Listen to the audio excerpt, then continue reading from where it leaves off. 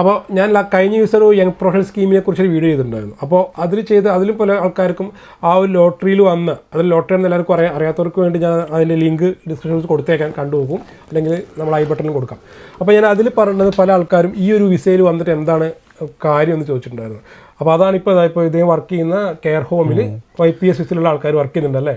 ഇപ്പം അതായത് എൻ്റെ ഹോമല്ല കേട്ടോ, അത് നമ്മൾ ജിമ്മിൽ പോകുന്നുണ്ടായിരുന്നു. അവിടെ ആദ്യമായിട്ടൊരു പയ്യനെ പരിചയപ്പെട്ടു. സംസാരിച്ചു ഇപ്പം YPS ബാലറ്റ് വന്ന്.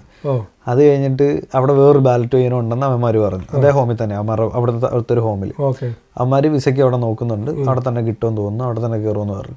അത് കഴിഞ്ഞതിന് ശേഷം ഒരാഴ്ച കഴിഞ്ഞതിന് ശേഷം ഏറ്റവും അവസാനത്തെ ബാലറ്റിൽ നിന്ന് വന്നതിനകത്തുനിന്ന് ഒരു പയ്യൻ ഞങ്ങളുടെ ടൗണിലോട്ട് വന്നു.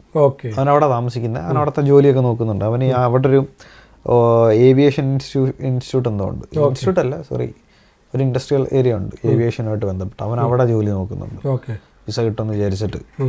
ഒത്തിരി പേരുണ്ട്. പക്ഷെ എനിക്ക് തോന്നുന്നു ഇപ്പം ഇങ്ങോട്ട് വരാൻ അങ്ങോട്ട് കുറേ പേര് ഒരുപാട് പേര് ഇപ്പോൾ വരുന്നുണ്ട്. സ്കോട്ട്ലൻഡ്, വെയിൽസ്, പറഞ്ഞ പോലെ നോർത്തേൺ അയർലൻഡ്.